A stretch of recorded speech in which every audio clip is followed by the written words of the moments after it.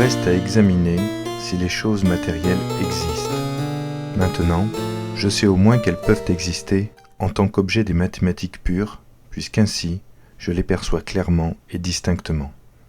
Car il n'y a pas de doute que Dieu soit capable de produire tout ce que je suis capable de percevoir. Et je n'ai jamais pensé qu'il lui fût impossible de faire une chose sous prétexte qu'il me semblait contradictoire de la concevoir distinctement. De plus, la faculté d'imaginer que je ressens en moi lorsque je me tourne vers les choses matérielles me pousse à croire qu'elles existent. En effet, lorsque j'imagine attentivement ce qu'est l'imagination, elle n'apparaît comme rien d'autre qu'une certaine utilisation de la faculté de connaître appliquée au corps qui lui est étroitement présent et qui, par conséquent, existe. Pour que cela soit clair, je remarque tout d'abord la différence entre l'imagination et l'intellection pure. Par exemple, lorsque j'imagine un triangle, non seulement je le conçois comme une figure comprise entre trois lignes, mais en même temps, je considère ces trois lignes comme présentes par la force de mon esprit. C'est ce que j'appelle imaginer. Si effectivement je veux penser un kiliogone, je le conçois comme une figure composée de 1000 côtés, aussi facilement que je conçois le triangle comme une figure composée de 3. Mais je ne peux pas de la même façon imaginer les 1000 côtés ou les contempler comme s'ils étaient présents. Pourtant, alors, à cause de mon habitude d'imaginer toujours quelque chose quand je pense aux choses corporelles, je me représente peut-être confusément une quelconque figure. Il est évident toutefois que celle-ci n'est pas un kiliogone, car elle n'est pas différente de ce que je me représenterais si je pensais à un myriagone ou à d'autres figures avec de nombreux côtés. Et cette figure ne sert à rien pour connaître les propriétés qui distinguent les kiliogones d'autres polygones. S'il est question effectivement d'un pentagone, je peux concevoir sa figure sans l'aide de l'imagination, tout comme celle du kiliogone. Mais je peux aussi l'imaginer, en appliquant en même temps la force de mon esprit à chacun de ces 5 côtés et à l'air contenu en eux. Et je remarque clairement qu'une certaine concentration, nécessaire pour imaginer, m'est inutile pour concevoir. Et cette singulière concentration de la pensée montre clairement la différence entre l'imagination et l'intellection pure. De plus, je remarque que ce pouvoir d'imaginer qui est en moi, en tant qu'il diffère de mon pouvoir de concevoir, n'est pas nécessaire à l'essence de mon esprit ou de moi-même. Car s'il me manquait, je resterais certainement le même que je suis maintenant. Il semble que l'on puisse déduire de cela que ce pouvoir dépend d'autre chose que de moi. Et je reconnais aisément que si un certain corps existe, auquel mon esprit est lié de telle sorte qu'il puisse s'appliquer à l'examiner à son gré, il est possible qu'ainsi il imagine les choses corporelles. De sorte que cette façon de penser diffère seulement de la pure intellection, en ce que l'esprit, lorsqu'il conçoit, se tourne vers lui-même d'une certaine façon et s'intéresse aux idées qui sont en lui. Cependant, lorsqu'il imagine, il se tourne vers le corps et considère quelque chose conforme à une idée qu'il a formée lui-même ou qu'il a reçue des sens. Je conçois facilement, dis-je, que l'imagination peut se produire ainsi, à condition que les corps existent. Et parce que je ne trouve aucun moyen pour expliquer convenablement ce pouvoir d'imaginer, je présume qu'il est probable que les corps existent. Mais ce n'est que probable. Et bien que j'examine avec soin toute chose, je ne vois pas pourtant comment tirer un argument qui conclut nécessairement à l'existence d'un quelconque corps à partir de cette idée distincte de la nature corporelle que je trouve dans mon imagination. Or, j'ai l'habitude d'imaginer beaucoup d'autres choses, en plus de cette nature corporelle qui est l'objet de la mathématique pure, comme les couleurs, les sons, les saveurs, la douleur et autres choses semblables, mais jamais de façon aussi distincte.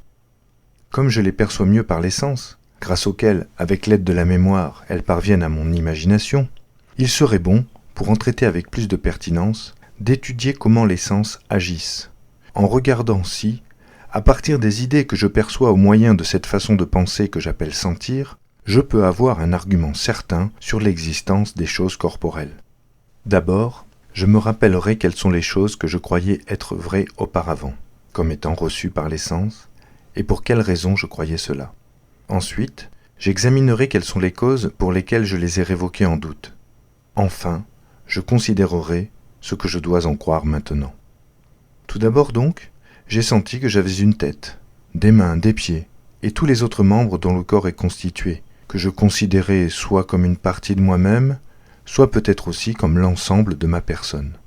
De plus, j'ai senti que ce corps se trouvait habituellement parmi de nombreux autres, par lesquels il pouvait recevoir divers avantages ou inconvénients, et j'appréciais ces avantages par un sentiment de plaisir et les inconvénients par un sentiment de douleur. Et, en plus de cette douleur et de ce plaisir, je ressentais aussi en moi la faim, la soif et d'autres désirs semblables, ainsi que certains penchants corporels vers la joie, la tristesse, la colère et d'autres passions identiques. Et au dehors, en plus de l'étendue, des figures et des mouvements des corps, je sentais en eux de la dureté, de la chaleur et d'autres qualités tangibles, et aussi de la lumière, des couleurs, des odeurs, des saveurs et des sons, dont la variété me permettait de distinguer tour à tour le ciel, la terre, la mer et tous les autres corps. Or, devant les idées de toutes ces qualités qui se présentaient à ma pensée, et qui étaient les seules que je sentais proprement et immédiatement, ce n'était pas sans raison que je supposais sentir en moi des choses entièrement différentes de ma pensée, c'est-à-dire des corps, d'où provenaient ces idées.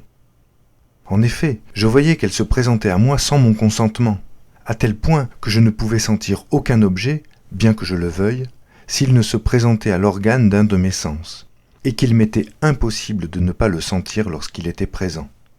Et comme les idées reçues par les sens étaient beaucoup plus vives, plus expresses, et à leur manière plus distinctes que toutes celles que je me représentais en toute conscience par mes méditations, ou que je remarquais imprimées dans ma mémoire, il semblait qu'elles ne pouvaient pas provenir de moi-même. Ainsi, elles pouvaient seulement provenir d'autre chose. Et n'ayant aucune connaissance de ces choses, sinon celle que me donnaient ces mêmes idées, il ne pouvait me venir rien d'autre à l'esprit que ces choses étaient semblables à leurs idées. Et parce que je me souvenais aussi que j'avais plutôt utilisé mes sens que ma raison, et que je remarquais que les idées que je formais moi-même n'étaient pas aussi expressives que celles que je percevais par les sens, et même qu'elles étaient composées des parties de celles-ci, je me persuadais facilement que je n'avais absolument rien dans l'entendement que je n'eusse eu auparavant par les sens.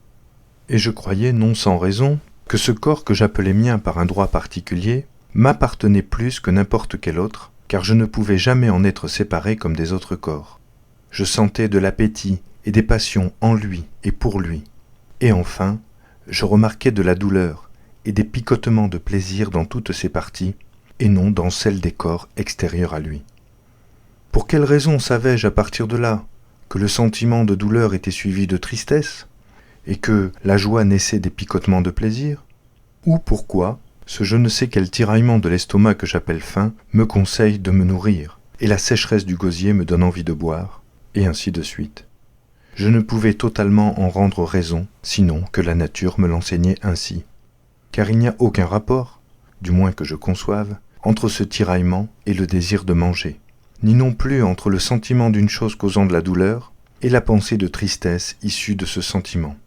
Et de plus, il me semblait avoir appris de la nature tout ce que je pensais à propos des objets de mes sens, parce qu'en effet, j'avais l'habitude d'en être persuadé avant d'avoir examiné les raisons qui les prouvent.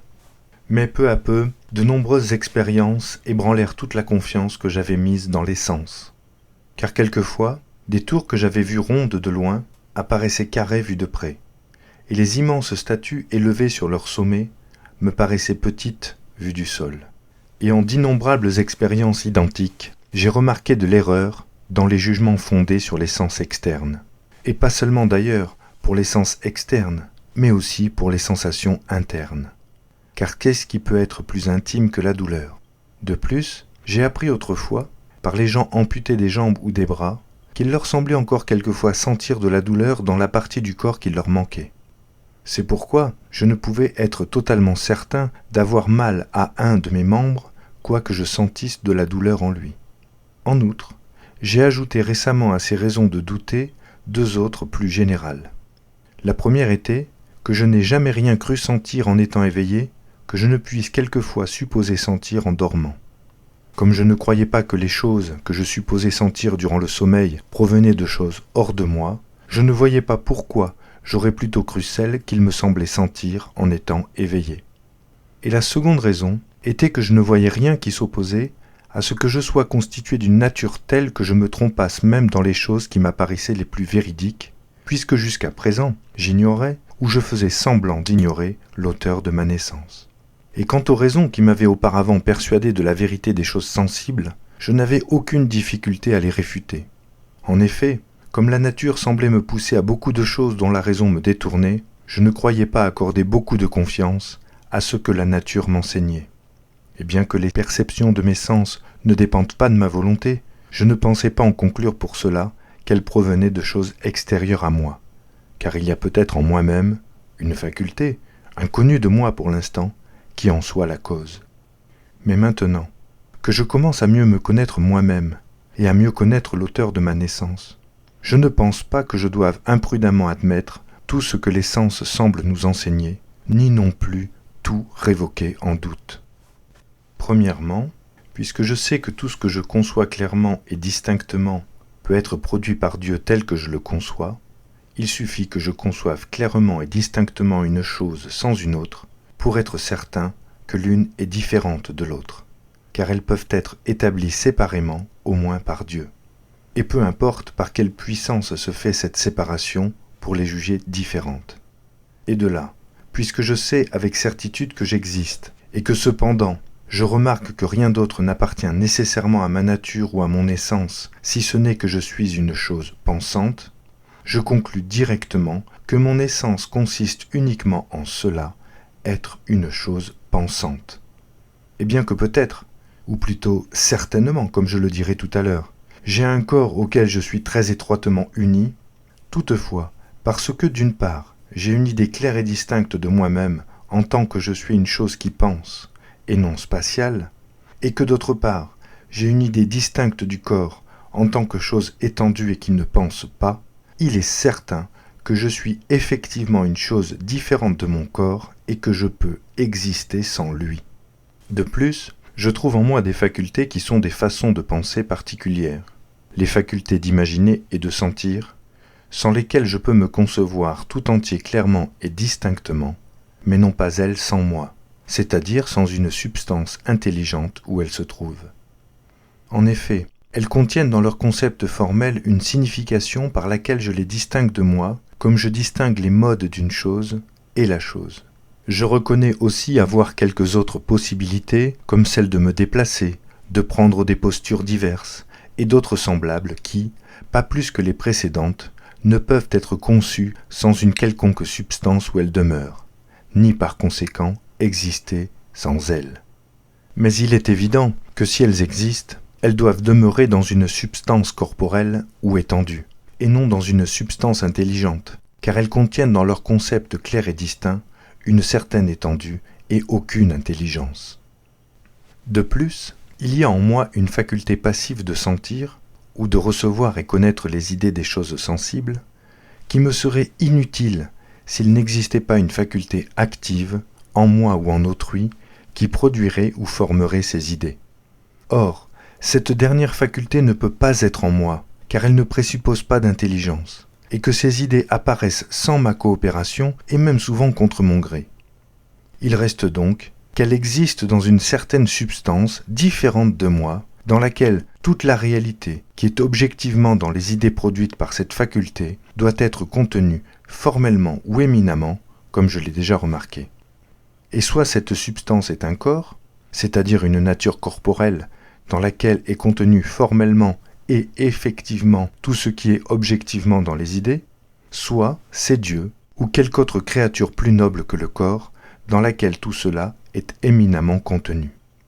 Or, comme Dieu n'est pas trompeur, il est tout à fait évident qu'il n'introduit pas ces idées directement en moi, ni par l'intermédiaire de quelque créature dans laquelle leur réalité ne soit pas contenue formellement, mais seulement éminemment. Car n'ayant reçu aucune faculté pour connaître cela, mais au contraire une très grande inclination à croire qu'elles me sont envoyées par des choses corporelles, je ne vois pas comment on pourrait le concevoir comme n'étant pas trompeur si ces idées étaient émises par d'autres choses que les choses corporelles. À partir de là, les choses corporelles existent. Toutefois, elles n'existent peut-être pas totalement telles que nous les saisissons par les sens, car cette perception est, dans de nombreux cas, très obscure et très confuse. Mais au moins, tout ce que dans ces choses je conçois clairement et distinctement, c'est-à-dire tout ce qui, considéré en général, est compris dans l'objet des mathématiques pures, tout cela s'y trouve véritablement. Quant au reste des choses, qui sont soit particulières, à l'exemple du soleil, qui est de telle taille, de tel aspect, etc., soit conçues de façon moins claire et moins distincte, comme la lumière, le son, la douleur et d'autres semblables, bien qu'elles soient très douteuses et incertaines, de cela seul que Dieu n'est pas trompeur, et qu'alors il n'a pas pu faire qu'il y ait une erreur dans mes opinions sans m'attribuer la faculté de la corriger, cela me donne l'espoir certain de parvenir effectivement à la vérité sur elle. Et vraiment, il n'y a aucun doute que tout ce qui m'est enseigné par la nature contient quelque vérité. Car par la nature considérée en général, je ne conçois rien d'autre maintenant que Dieu lui-même, ou bien l'institution et la coordination des choses créées par Dieu. Et par ma nature singulière, je ne conçois rien d'autre que l'assemblage de toutes les choses que Dieu m'a données. Or, il n'y a rien que cette nature ne m'enseigne plus expressément que j'ai un corps, qui est mal en point lorsque je ressens de la douleur, qui a besoin de manger ou de boire quand il éprouve la faim ou la soif, etc. Et je ne dois pas douter qu'il y a ici quelque vérité. La nature m'enseigne en outre, à travers les sensations de douleur, de faim, de soif, etc., que je n'ai pas mon corps à ma disposition comme un pilote dispose de son navire, mais que je lui suis si étroitement attaché et presque confondu, que je compose comme un seul tout avec lui. Sans cela, en effet, quand mon corps se blesse, je ne sentirai pas de douleur, moi qui ne suis rien d'autre qu'une chose qui pense, mais je percevrai cette blessure de façon purement intellectuelle, comme un pilote aperçoit par la vue quelque avarie sur son bateau. Et quand mon corps a faim ou soif, je concevrai cela clairement, sans avoir les sensations confuses de faim et de soif. Car en effet, les sensations de soif, de faim, de douleur ne sont rien d'autre que des façons confuses de penser qui me viennent de l'union et du quasi-mélange de l'esprit avec le corps. De plus, j'apprends par la nature que plusieurs autres corps existent autour du mien, parmi lesquels je dois en rechercher certains et en éviter d'autres. Et du fait que je ressens puissamment différentes couleurs, sons, odeurs, saveurs, chaleur, dureté, etc., je conclus parfaitement qu'il y a dans les corps quelques nuances qui leur correspondent, d'où proviennent toutes ces perceptions des sens, bien que peut-être ces nuances ne leur soient pas tout à fait semblables. De plus, du fait que parmi ces perceptions, les unes sont agréables, les autres désagréables, il est certain que mon corps, ou plutôt moi-même tout entier, en tant que composé du corps et de l'âme, peut recevoir des bienfaits et des dommages venus des corps qui l'entourent. Mais il y a plusieurs choses qui semblent être enseignées par la nature et que je n'ai pas réellement reçues d'elle, mais de l'habitude de juger inconsidérément, et donc il peut facilement arriver qu'elles soient fausses. Par exemple, l'idée que tout l'espace où rien n'affecte mes sens soit vide, l'idée que dans un corps qui est chaud, il y ait quelque chose de semblable à l'idée de chaleur qui est en moi, que dans un corps blanc ou noir, il y ait la même blancheur ou noirceur que je sens, que dans un corps amer ou doux, il y ait la même saveur, etc. Que les astres et les tours et les autres corps éloignés sont aussi grands et de la même forme que les sens me les montrent, et ainsi de suite. Mais pour que tout cela soit connu distinctement, je dois précisément définir ce que je veux réellement dire quand je dis que la nature m'enseigne quelque chose. Car je prends ici cette nature dans un sens beaucoup plus strict que celui de l'assemblage de toutes les choses que Dieu m'a données, puisque cet ensemble contient beaucoup de choses qui appartiennent seulement à l'esprit. Comme savoir que ce qui a été fait ne peut pas ne pas avoir été fait, et tout ce qui est connu par la lumière naturelle, dont il n'est pas question ici. Beaucoup d'autres appartiennent au corps seul, comme le fait d'être pesant, desquels je ne m'occupe pas non plus, mais je traite uniquement de ce qui est en moi et que Dieu m'a attribué en tant que composé de corps et d'esprit. Et cette nature apprend à fuir ce qui cause un sentiment de douleur et à suivre ce qui cause un sentiment de plaisir et autres semblables. Mais il ne me semble pas en outre qu'elle nous apprenne qu'à partir de ces perceptions des sens, nous devons tirer des conclusions sur ces choses hors de nous sans examen préalable de l'esprit. Car il semble que la connaissance de la vérité appartienne à l'esprit seul et non au composé de l'esprit et du corps. Ainsi, quoiqu'une étoile n'affecte pas plus mon œil que le feu d'un petit flambeau, il n'y a toutefois en moi aucune tendance réelle ou naturelle qui me fasse croire qu'elle n'est pas plus grande. Mais dès mon enfance, je l'ai jugée ainsi sans aucune raison. Et bien qu'en me rapprochant du feu, je sente de la chaleur, et même en me rapprochant un peu trop près, je sente de la douleur, il n'y a vraiment aucune raison pour me persuader qu'il y a dans le feu quelque chose de semblable à cette chaleur ou à cette douleur. Mais j'ai seulement raison de croire qu'il y a en lui quelque chose, quoi que cela puisse être, qui provoque en nous les sensations de chaleur et de douleur. Et ainsi, bien que dans tel espace il n'y ait rien qui n'émeuve les sens, je ne dois pas conclure pour cela qu'aucun corps n'est en lui. Mais je vois que, autant ici que dans d'autres choses semblables, j'ai pris l'habitude de renverser l'ordre de la nature. Car ces perceptions des sens m'ont été données par la nature dans le seul but de signifier à mon esprit ce qui convient ou ne convient pas au composé dont il fait partie. Et pour cela, elles sont suffisamment claires et distinctes. Or, je m'en sers comme si elles étaient des règles certaines pour discerner immédiatement la nature des corps qui sont hors de moi, sur laquelle toutefois elles ne peuvent rien dire d'autre qui ne me soit très obscur et très confus. Et j'ai déjà assez étudié auparavant pour quelle raison il arrive que mes jugements soient faux, sans pour autant contredire la bonté de Dieu. Mais il apparaît encore ici une nouvelle difficulté à propos des choses que la nature m'indique comme devant être suivies ou évitées, et des sentiments intérieurs qu'elle a mis en moi, dans lesquels il me semble avoir aperçu des erreurs. Comme quand je suis trompé par le goût agréable d'un mets dans lequel est caché du poison. Mais la nature me pousse alors à désirer le goût agréable, et non le poison dont la présence est totalement ignorée. On ne peut rien conclure de cela, si ce n'est que la nature n'est pas omnisciente, ce qui n'est pas étonnant, puisque l'homme étant une chose limitée, il ne peut avoir qu'une connaissance d'une perfection limitée. D'un autre côté, il n'est pas rare de nous tromper, même dans ce qui nous est indiqué par la nature, comme chez ces malades qui désirent boire ou manger, même ce qui leur sera nuisible. On dira peut-être ici que la cause de leur erreur vient de leur nature altérée, mais cela n'enlève rien à la difficulté, car un homme malade n'est pas moins la créature de Dieu qu'un homme en bonne santé. À partir de là, il semble contraire à Dieu qu'il ait une nature trompeuse. Considérons une horloge qui, faite de roues et de contrepoids, ne respecte pas moins exactement toutes les lois de la nature lorsqu'elle est mal faite et qu'elle n'indique pas bien les heures, que lorsqu'elle satisfait en toutes ses parties au désir de l'ouvrier. Si je considère le corps humain comme une machine tellement faite d'os, de nerfs, de muscles, de veines, de sang et de peau, que bien qu'il n'eût en lui aucun esprit, il aurait quand même tous les mêmes mouvements que maintenant, alors qu'ils ne proviennent ni du commandement, ni de la volonté, ni donc de l'esprit. Je reconnais alors facilement qu'il serait aussi naturel à ce corps, s'il souffre par exemple d'hydropisie, de sentir sa gorge sèche qui signifie habituellement à l'esprit le sentiment de soif, et d'être ainsi disposé adéquatement par les nerfs et d'autres parties du corps pour boire et augmenter sa maladie, qu'il lui serait naturel de boire en raison d'un semblable dessèchement du gosier s'il n'avait aucune anomalie. Et bien que, en considérant l'usage prévu de l'horloge, je puisse en dire qu'elle se détourne de la nature lorsqu'elle n'indique pas bien les heures, de la même façon, en considérant la machine du corps humain comme réglée par les mouvements habituels qui sont en lui, je suppose qu'elle s'écarte de la nature si son gosier est sec et que boire ne lui permet pas de se conserver.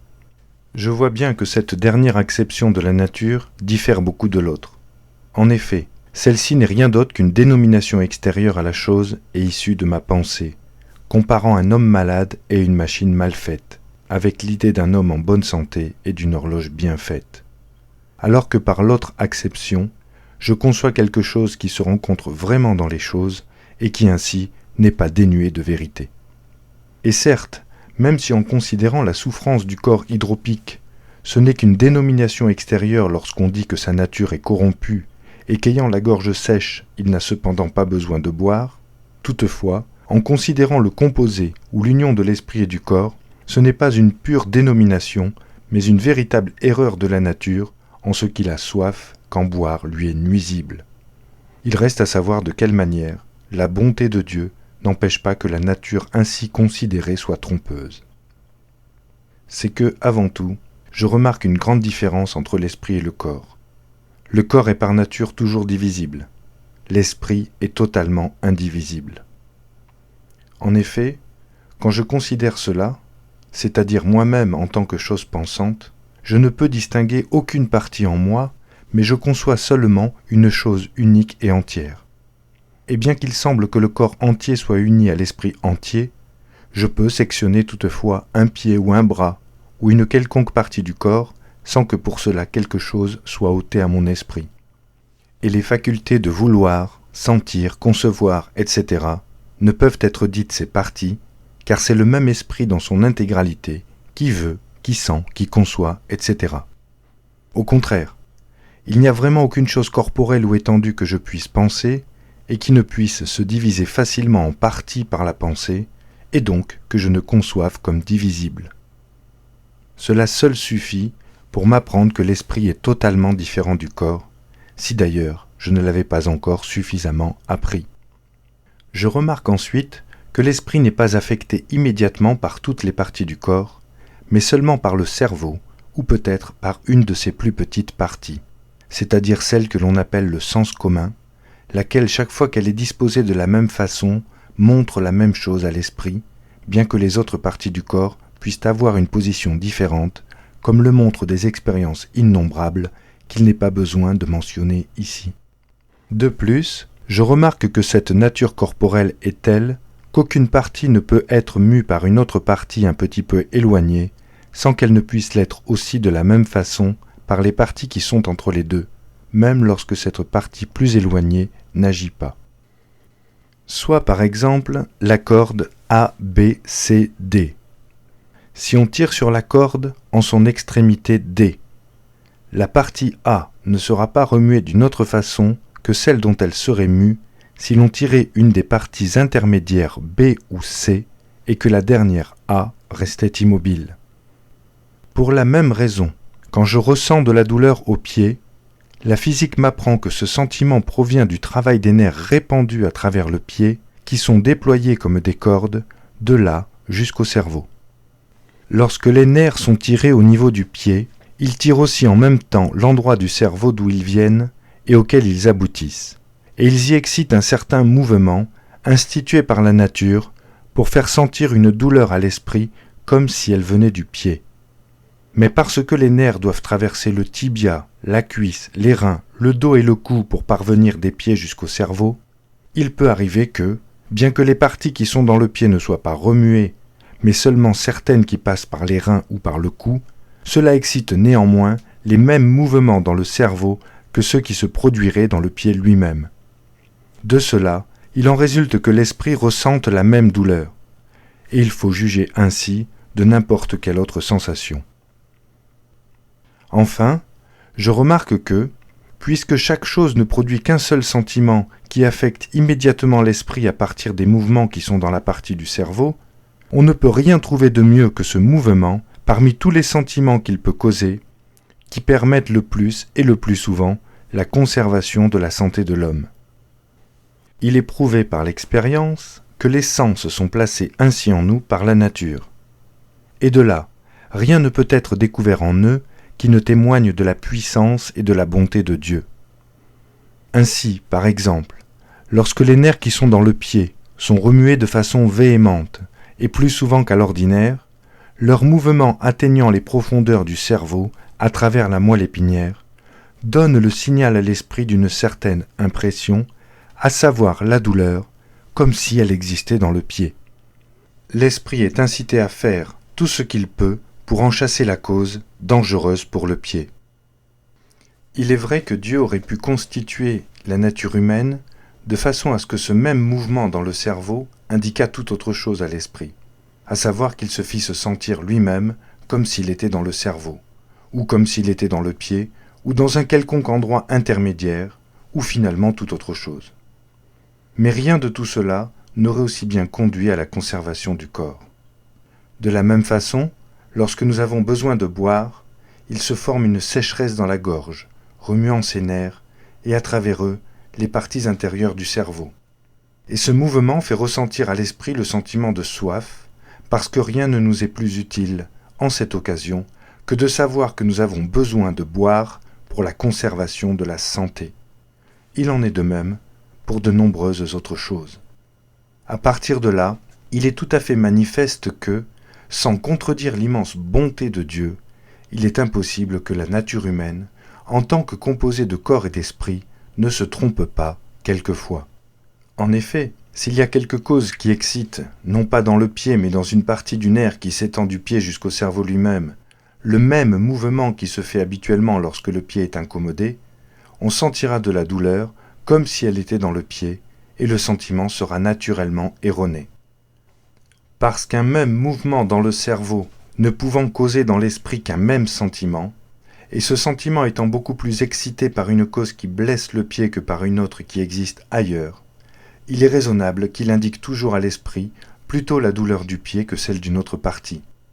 Et bien que la sécheresse du gosier ne vienne pas toujours comme à l'ordinaire, de ce que boire conduise à la santé du corps, mais parfois d'une cause contraire comme il arrive aux hydropiques, toutefois, il est beaucoup mieux qu'elle se trompe en cette occasion-là que si, au contraire, elle se trompait toujours lorsque le corps est bien disposé.